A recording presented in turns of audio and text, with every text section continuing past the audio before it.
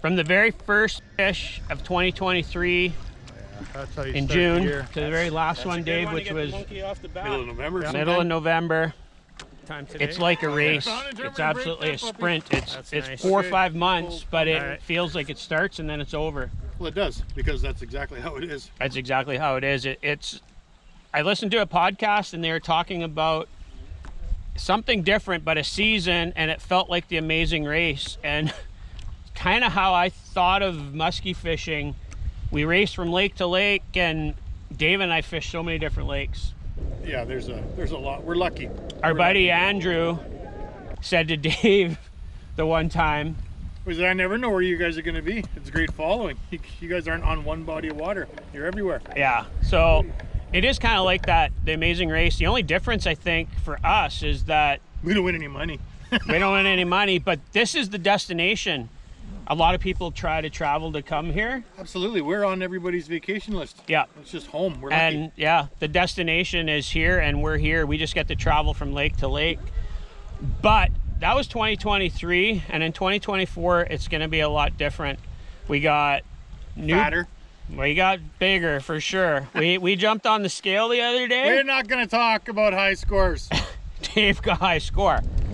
But 2024 is going to be different. We got new boats. New boats to play with. We got some new gear, and we're going to revisit some old friends. Absolutely. We're going to go back to some gear that we've used in the past, and we got a plethora of new baits. Yes, and some new cameras that are giving us a little bit of grief right now. We're just working through it. We're going to work through that, but we'll get on top of it like we always do. And this year, we're going to give you guys more of what you guys want. More underwater. Yep.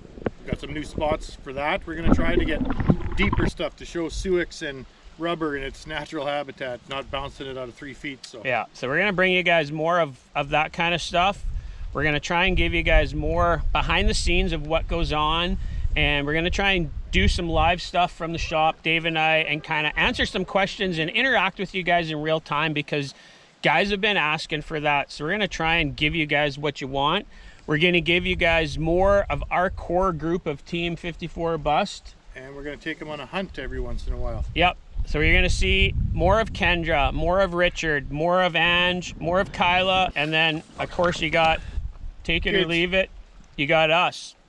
And beyond all that, we got something cool that we're going to try this year.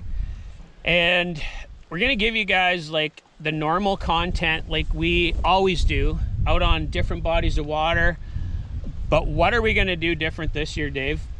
We're going to go try to stick a pig, and we're going to dedicate when the moon and everything is in our favor and we're off work.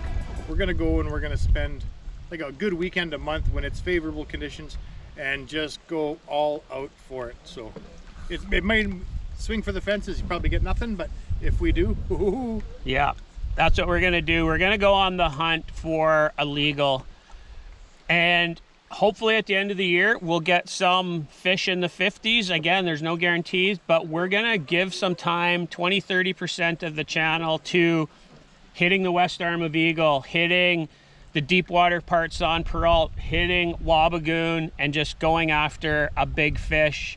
And we're going to document it from start to back, why we chose that lake, why we chose that lure. And we're going to film along the way, even if we're not catching fish or seeing fish, and we're going to let you guys know everything that's going on, right, Dave? Yep. And like some of it is going to be all night trolling runs. Like we're going to put the time in, and it may not make for great TV because you can't film in the dark, but when we catch a fish, the lights will come on. Yeah, so that's kind of the big news there, is we're going to try and give you guys that. And hopefully, you know, at the end of the year, we're going to have some really cool content, and it's going to be more of what you guys want. And for now, 2024 starts right now. We are 54 Bust.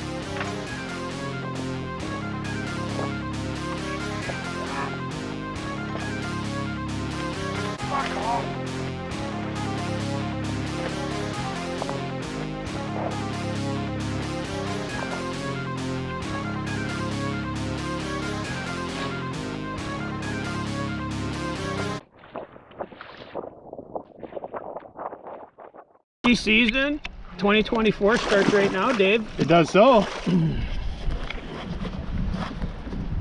All right, guys, 54 or bust is back and the season starts right now. We've been on the water for 10-15 minutes. We purposely avoided the morning. We had a storm come through. We're on our first spot and it's a lake we know, so it's no huge shock there. But I threw on the mini mad tail from the mad scientist at Mad Chase. Dave's gonna try and get it off. It like tipped the lure or ticked it and there was nothing, and then it just loaded up. So I think as I was rolling that by, it hit it, and it was awesome. It was just a nice heavy hit. It's not a huge fish, but that's okay. It's the start of the season. He's wrapped. And I got to give Dave a hand here to get this untangled because he's wrapped in the line, so I'll be right back. All right, we got him released, and here's the mini mad tail. He inhaled it. Yeah. What did I say 5 minutes ago? It'd be nice to catch one on that. Yep. So it's a castable fly for all intents and purposes, guys. That's what that is. And he inhaled it to the point it was right back to his gills. So just got to be mindful of those small lures. And I got the floating stick here. Because we're going to try and get measurements for Muskies Canada, we don't need to be super precise, right, Dave? No, and it's not a trophy, so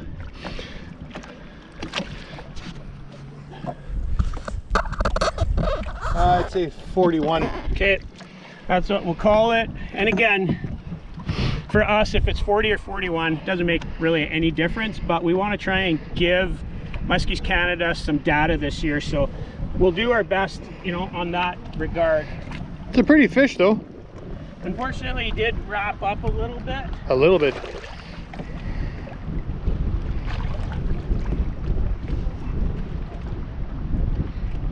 All right. A little bit higher than the full bass cat, eh? Yeah, the sides of the boat are higher. And the wheels on the bus go round and round. Well, he's a skinny male. We'll take him. Yeah. All right, let's just release him on this side, Dave. Don't bother with the dome or anything. No, splash him.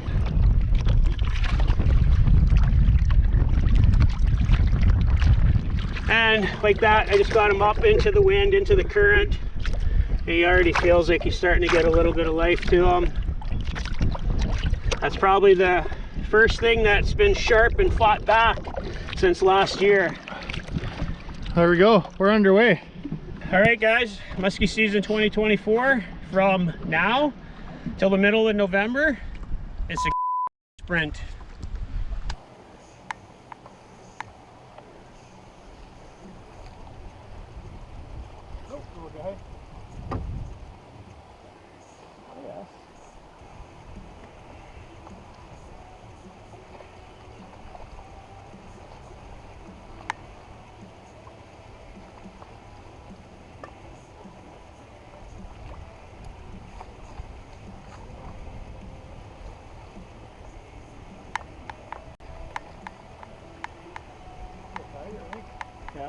Welcome back to the cave, and just like Steven Tyler said of Aerosmith, we are back in the saddle again.